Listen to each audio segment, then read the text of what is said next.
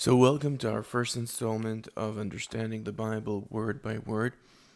This is going to be a very unique experience. If you ever really wanted to understand the history of modern religion, and I'm obviously approaching it, maybe not obviously, I'm approaching this from a lust and desire to understand what God really is, or at least what He wants us to know about Him.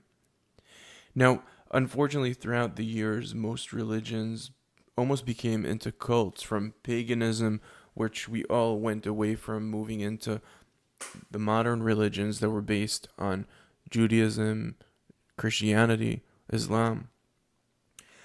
Throughout the years, because it's been such a long time, a lot of people lost the connection to the actual Bible itself. And they got obsessed with rules and regulations, or they got obsessed with themes and motifs. But our goal is to start afresh and imagine that we don't really know about all of that. We're going to read into and try to understand what scholars throughout the ages thought about different words in the Bible. But our main goal is going to be looking directly at the words themselves, decrypting them, and understanding why specific words were used in specific contexts. Now, an important point to note, a very big foundation in the blocks of the Hebrew language is that every single letter was created by God. And thus, if the letters were created by God, every single letter and every single word has a meaning. It's beyond just the understanding of explaining what things are. So when God decides to use a specific word, it has a lot of weight, and we shouldn't ignore it. So we'll mix into our debates throughout the next few years. We're going to look into the Zohar. We're going to look into the Bible. We're going to look into any other resource that you guys and girls, whoever wants to share their wisdom and help us see God. So we're going to connect to our godly spirit, all of us together, to try to understand our meaning and our goal, and to try to understand why was this book created for us. I'm a big believer that ancient cultures had a lot of wisdom which we don't have today. So even if you approach the Bible as a book that was written by men, it was a book that was written thousands of years ago. And the wisdom of that generation was beyond the wisdom of this generation. And we could see that throughout a lot of different scripts in the Bible that came to fruition. We could see it even in paganists, idolers. If it's ancient Greece, if it's ancient Egypt, if it's the Mayan culture, all of them had a culture that was incredibly wise beyond their years, or at least that's what we assumed until today. So my goal is to go back into the Bible as someone that believes in God, but I welcome you also, the people who don't, to start looking and exploring the Bible to understand why was every word entered into it, and to try to understand the historical context, and to try to understand the meaning behind. And obviously, maybe not obviously, but my personal goal throughout this is to find the God within me, and to find an awakening through it, and to find a reasoning of what is my goal in this world, what is your goal in this world. So contrary to others that come to it from a predefined objective, my predefined objective is finding God. And I hope you join me. And I hope you enjoy this titles. Obviously, the more you guys support me, the more I could dedicate myself to this. But right now, I have no idea even if anyone will ever watch this. I'm doing this for myself, and I'm doing it to hopefully leave something behind and help others that are going in the same journey as I am going. So understanding the Bible word by word, let's get started. And we're going to start off by using one paragraph in the Bible at a time. We're going to try to first understand it literally, and then we're going to try to break down the words. And I'm going to try and do this very often. The more you support, the more people follow, the more we turn into a community learning together, the easier it's going to be, and the more prosperous we'll be. So may God bless you, and let's begin. All right. So the first sentence in the Bible reads out, "In the beginning, God created the heaven and the earth." Now, in Hebrew, it translates more accurately. The original text, which was in Hebrew, says, "Bereshit bara Elohim et hashamayim ve'et haaretz." And the first thing you can see, first of all, the literal translation seems easy. We're saying that in the beginning God created the heaven and the earth. But it seems that if we look at it in a little bit more of a researcher prism, and we try to understand why specific words are being used, there's a few questions that come up in my head. And hopefully we'll be able to answer them as we progress in this lesson. One is, was the sky created first or was earth created first? Is it because the sky is said first, does that mean it was created first? When we're saying in the beginning God created the heaven and the earth, although we're saying heaven first, but we're not saying in the beginning God created heaven and then he created earth. So the big question, obviously, that we have outlined for us right now is, the Bible doesn't actually say that the heaven was created before earth.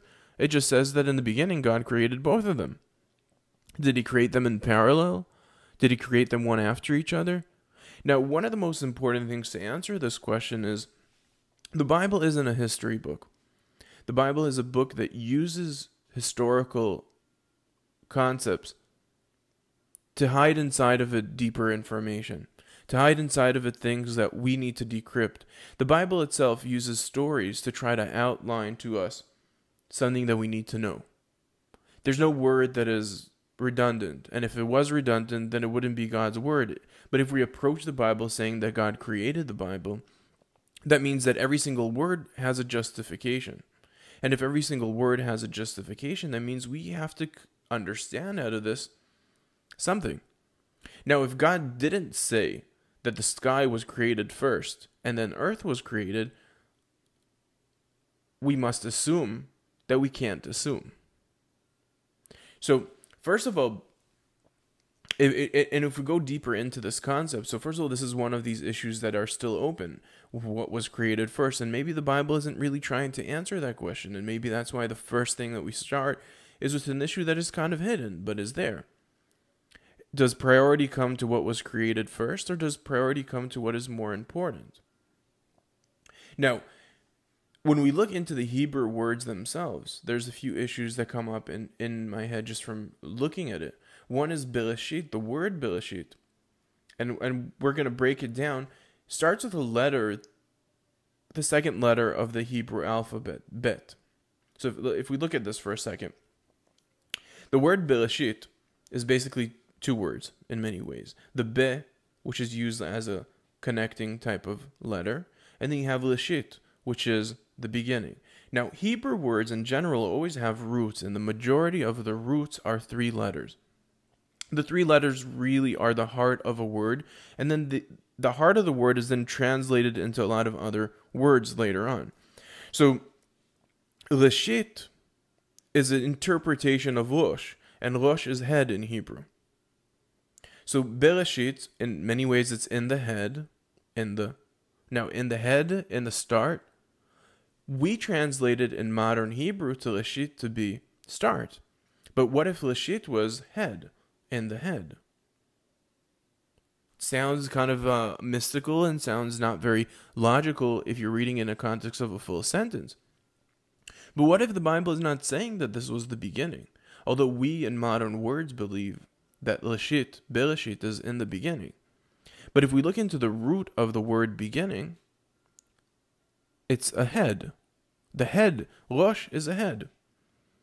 So the only way and by the way, I'm basing all of our learning, and I'm trying to ignore modern Hebrew as much as possible.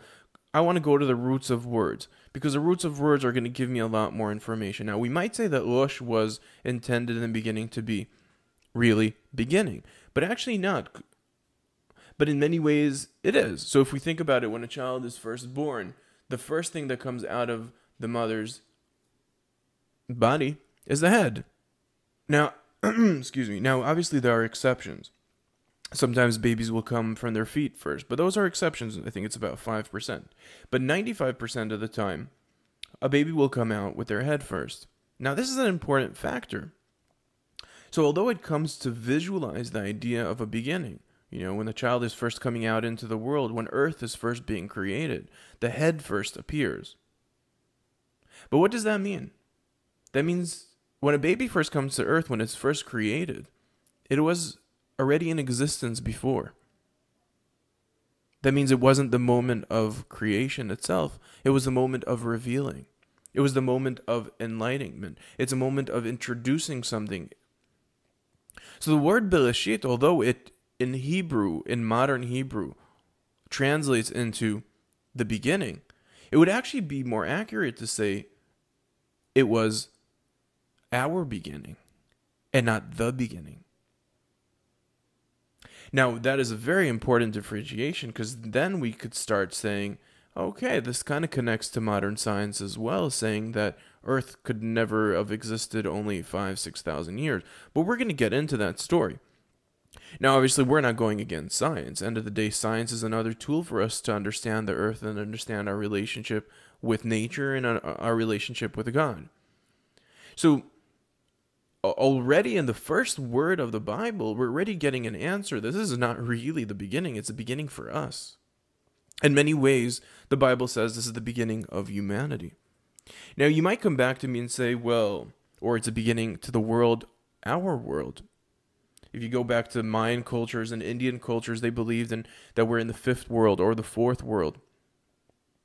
That it's the same land, but it was repropagated, recreated, reshifted, reused. We don't know that answer. Maybe some do out of the context of reading this first paragraph. But this first paragraph tells us in the beginning, almost as much as telling a story to a child, telling to him in the beginning, so on and so forth. We don't literally mean the total beginning. Because if we meant the total beginning, God would make sure that the first word in the Bible would be explicitly clear that this is the first thing ever, which it's not. It's beyond the book of the Bible. There must be some other interpretation. There must be something that happened before. Now, another thing to note is, although be is not part of the word, it is the first word in the Bible. Now, the first time I read this, my first thought on that would be, the first word in the Bible it needs to be the first letter in the alphabet. If God created the alphabet, which he created them in an order from the first to the end. So why isn't the first letter in the alphabet the first letter of the Bible? And that was an issue that boggled me for a long time. And then I started reading the Zohar.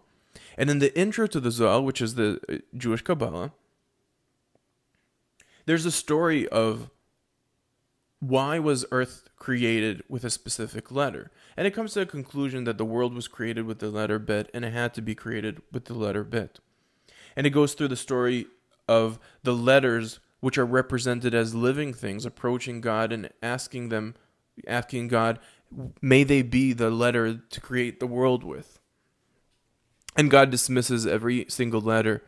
And according to the Kabbalistic view, although the modern Hebrew, the Hebrew of the land, the language of the land starts from Aleph, which is this letter, and ends in Taf, which is this letter. So you have your Aleph and you have Taf, the beginning and the end.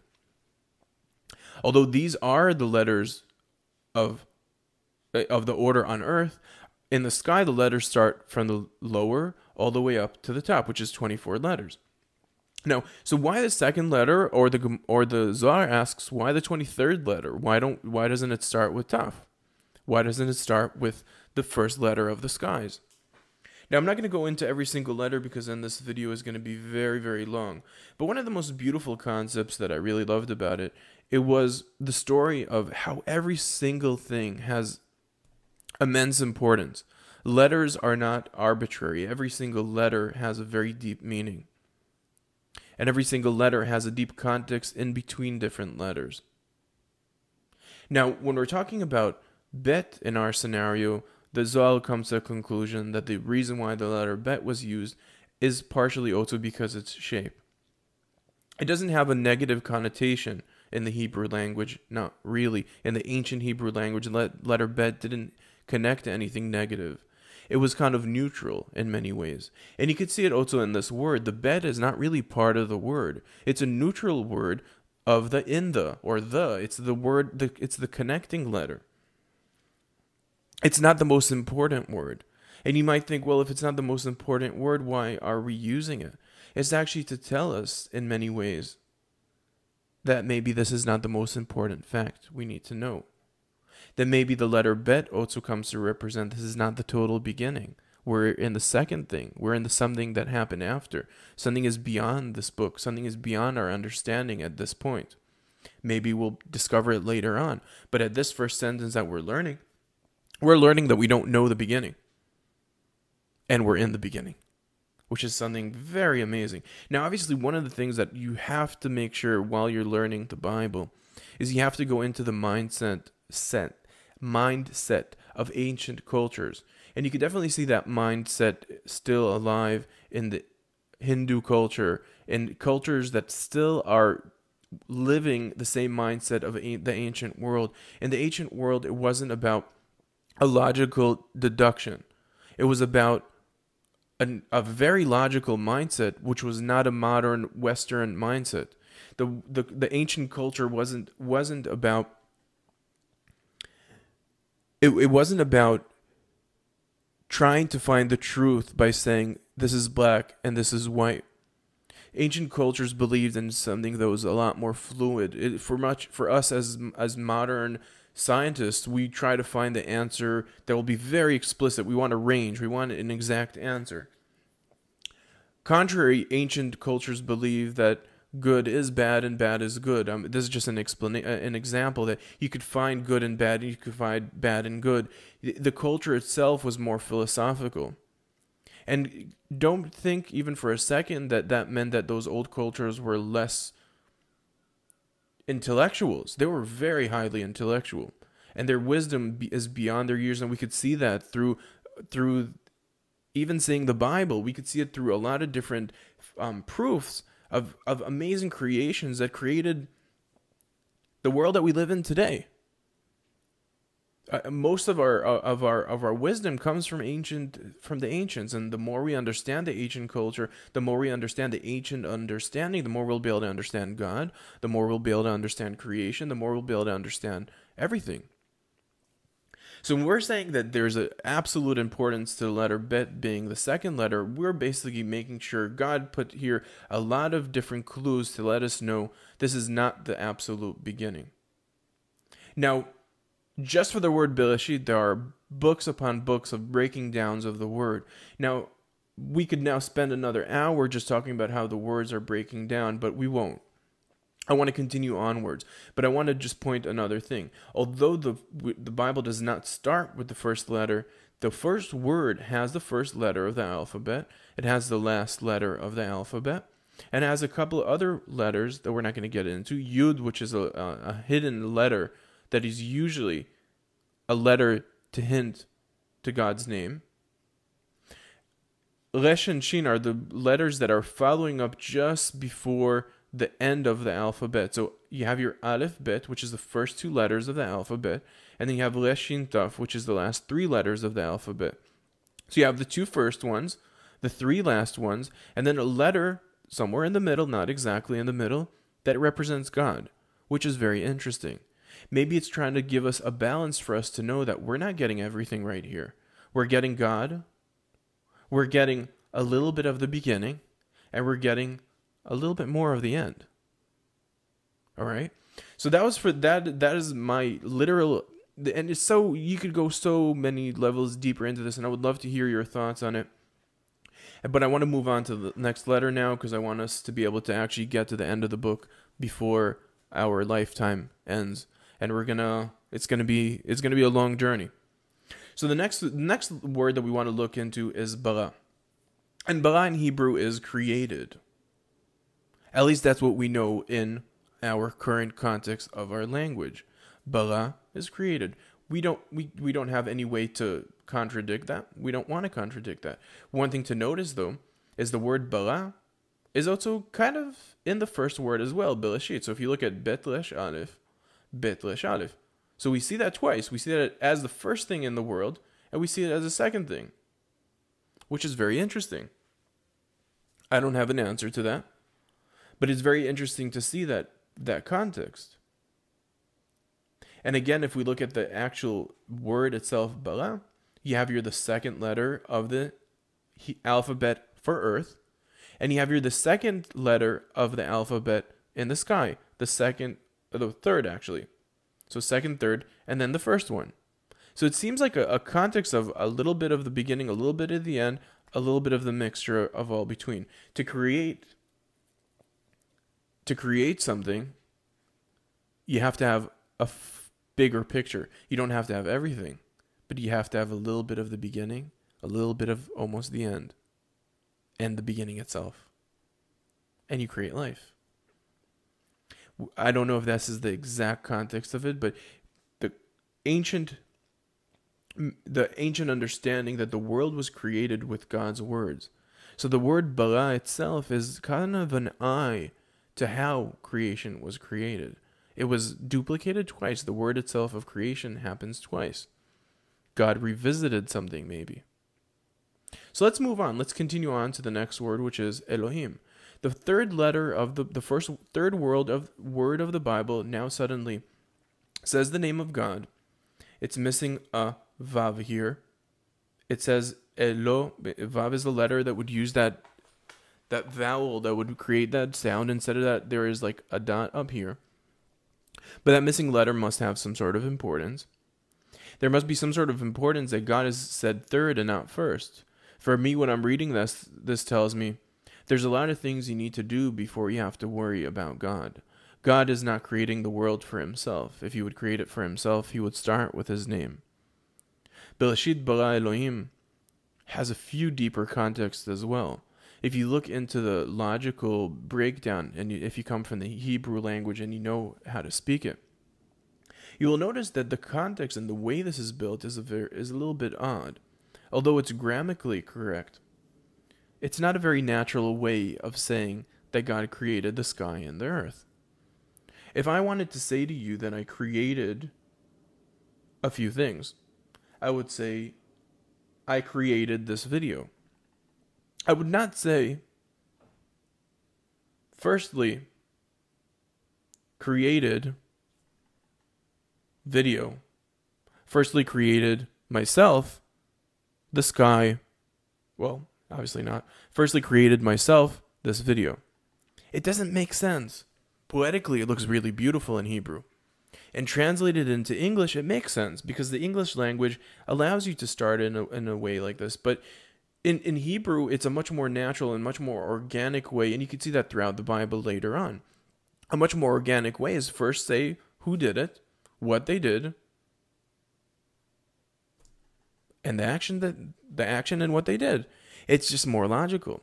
So when we look at this now, the Zohar, which again approaching the Kabbalistic viewpoints, shows a hint in this, telling us that God, in his revealing of himself as this name, didn't exist until this third word.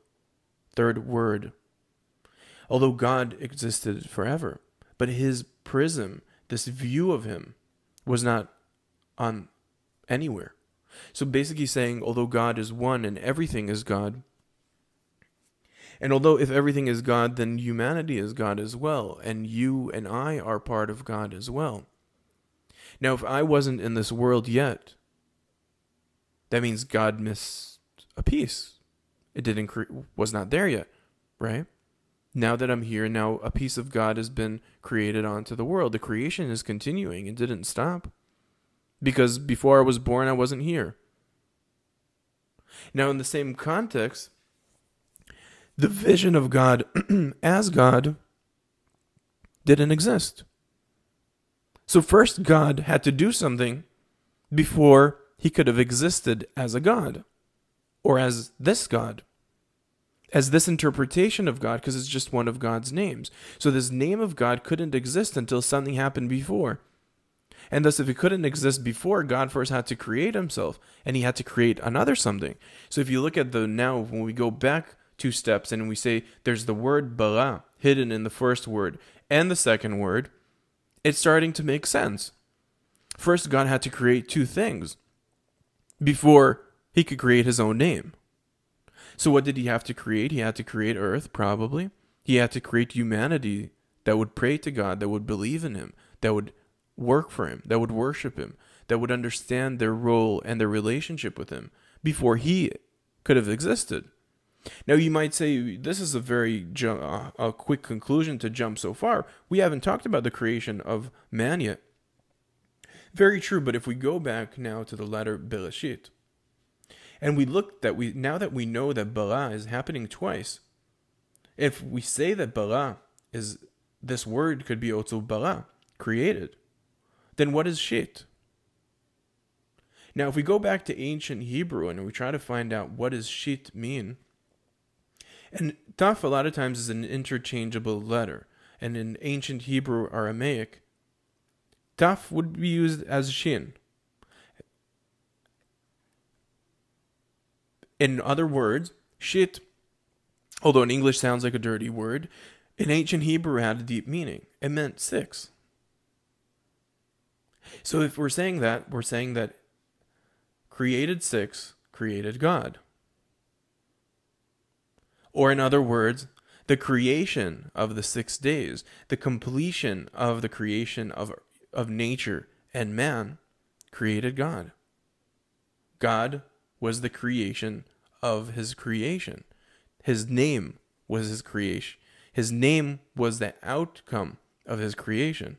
So Bereshit bara Elohim, loosely, it literally would translate into, in the beginning,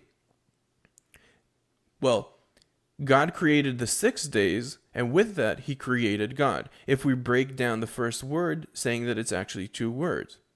Now, if we don't do that, we still have your Bereshit bara Elohim, which would translate into, if we would say that this is just one word and this is not a connector, we would say the beginning created God. Or beginning created God. So we definitely have here something, just by looking at these first 3 letters, we have here a much, much deeper understanding of understanding God. God, by creating earth, created our vision of God. But God, by creating earth, created the interpretation of God, this role of God, which we're going to look into in the future, into what is this role of God? What is this name representing? Which we don't want this video to be a lot longer than what it has to be, and we're definitely going to see, obviously, the word God many more times in the Bible, and then we could start decrypting the meaning of God itself. So let's move on to the next word. Et. And et is a connector word. It's used a lot throughout the Bible. It's hard to give it a loose translation into English, but I would say et is not the, and you can see that in English you would say the heaven, the earth. That's not the translation of it. But it's very, very close to, and it's so hard to translate it because the is ha in Hebrew. It's this letter hey that comes before a word. Et a would be the still in English. There's just no way to translate it. So obviously the only way to translate it would be the. But in Hebrew, when you say et, you're kind of pointing at something. Many times. So if I would say in Hebrew, Ani ochel et hayerek, I am eating the vegetable, would be translated into English. But if I would say hayerek, it would be the vegetable as well. So it's kind of a connector word that standing on its own has no meaning. All right, so we can't translate it. Even in Hebrew, I can't give you an explanation to what it is. So let's look into the breakdown of the word. Why is it important? That means it's an irrelevant word, you would think. You would think, so why don't we get rid of it? And we could say, Bereshit bara Elohim, hashamayim, ve'aretz. It would work, and it's logical. And if you read it that way, it definitely makes sense. So et seems like an extra word that is just not needed. Unless we're trying to find here a secret formula that this word is trying to give us. Now, if we look at this word, again, we're going to hear something really amazing. Aleph is the first letter of the alphabet. Taf is the last letter of the alphabet. In many ways, this is giving us a very big secret. If we take the first letter of the alphabet and the last letter of the alphabet, put them together, they have no meaning if they're not in context, but they're needed.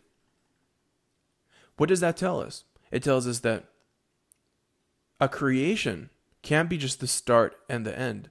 There must be something in the middle. If there's nothing in the middle, it's not there. Beyond that, if you create something, and you only tell me the surface of it, only the exterior part, only the wrappers, only the things that we could see from outside, something is missing. What is missing? The actual content. Many ways we're saying when we're using this word is the next. We need something else. This is a glue to tell us that there's a secret here that must be revealed. Now, if we take the absolute center of the alphabet in Hebrew, that would be mem. If we would take the word, the exact center, break the alphabet in half and take the letter in the middle, the letter in the middle that's missing here would be mem. If we take the letter mem and put it inside and create the word, it would spell out emet, which translates into truth. Basically telling us, as long as we don't know the inside of it, we don't know the full truth. We just know the exterior of it. And if we don't dig deeper into the letters, if we don't dig deeper into the meaning, we won't get it. And now you will, if you noticed, and I hope you did, you would tell, well, so why use it twice? Once is enough to say that beginning and end. But maybe it's trying to tell us that there's a beginning end to the sky, that there's a missing piece of information that we need to know about the sky to really understand how he created the sky. And there's a missing piece about the creation of earth that is missing that we need to understand how he created it. Because the Bible is not a book to tell us how God created earth. That wouldn't be the point. Why would God tell us about that? It's a book to tell us how should we live. It's a book to tell us what is our purpose. It's a book that's using the creation to tell us a hidden story. So our story in here is that we learned out of this whole context is that the creation itself was the creation of God in those 6 days. And that creation of God enabled God to create the sky and the earth. Now, this is all I have to say about the letter et for now, and we'll definitely revisit it because it's a word that's going to be used a lot, and we're going to try to find the hidden piece in other paragraphs. And then we're looking at the Shemaim. Shemaim is an amazing word. Shemaim, in many, many ways, is kind of like a tandrinum. Hey is the, as we know, and now we're looking at Shemaim. Shemaim, if you take it into a context of, it sounds almost like, the word of it literally translates the sky. But if you break down the word, or even if you don't, in Hebrew, it sounds like a completely different word. It sounds like the word sham, maim, which are two words. Shamaim sounds like basically two words that were combined together. Sham is there, yam is ocean. So we're talking about the sky, though. We could also say sham maim, which would be their water. So basically, Ashamaim, in many ways, translates in many ways into both sky literally, but both internally looking at the word itself into something that is related to water. The sky is somewhat related to water, which makes sense. The sky itself creates rain. And that's one of the most beautiful things about Hebrew that doesn't exist in other languages as far as I know. Mainly not in the spoken English, where words don't really have a real meaning. Words are just ways to communicate. Contrary to that, in Hebrew, every single word, when you look down into the roots of the word, you'll find a deeper meaning. You'll find a deeper meaning that explains why that word is called that word. So Shamaim, why is it called Shamaim? Because there's water in there. It's created by the oceans in many ways. Because the sky is, like parts of the sky are created by the oceans create the clouds are part of the sky. So there's this relationship, this deep relationship between water and the sky. And then when we move on to the next word, we're going to skip this one because it's a repetition, and ve is the connector word in Hebrew, so that's the end in English. Haaretz. So again, haaretz is the connector word of the, and aretz is land, aretz. Now, aretz also, later on, there will be countries, aratzot, or eretz. So many ways, Hashamayim vet haaretz is a very, very interesting picking of words. Although the Bible could have said the ground, the earth. But the word aretz has more than one translation. Versus there are words in Hebrew that are used in the Bible in other places that don't have a few translations. There could only be translated into land. In many ways, we kind of see here that the creation of the sky and the earth was beyond just the land itself. It was beyond just the sky itself. Because it was just the sky, there would be a different name. There's different names for the sky that don't have a deeper interpretation that connects them back to earth. So if a scientist would look at this and say, well, God didn't create the whole galaxies in this moment, I would say you're right, because the word Shemaim doesn't represent heaven. It doesn't represent the skyline. It represents that relationship between earth and the sky. So the usage of these two words, now that we go back to the context and we're saying, did God first create the sky or the earth? We're learning here that the deeper message that's coming from within here is that earth and the sky did not exist without each other. There was a relationship between the land and the sky that God created, that enabled earth to exist. Because if the sky didn't have a relationship with the land and the land didn't have a relationship with the sky, we wouldn't get to the sixth day of creation. So the story of in the beginning God created, the concept, this relationship between the two, is exactly our story. Now we're going to learn in the next paragraphs, and we're going to learn a few stuff that is going to make you want to think again over this paragraph. Because we could talk about this paragraph now for the next month. But I think we covered now really a lot, and we've learned so much just from the first paragraph of the Bible. And I really, really hope you enjoyed it. And I hope it made you think. Definitely made me think. And I hope you comment. And I hope you turn this into yours and not only mine. And again, I wish you the best, and I hope you join us in this journey of discovering God within the words and discovering the real meaning behind the words of our Bible from our ancient culture, which no one has any doubt that this is a very, very old book. If you believe, if you don't believe,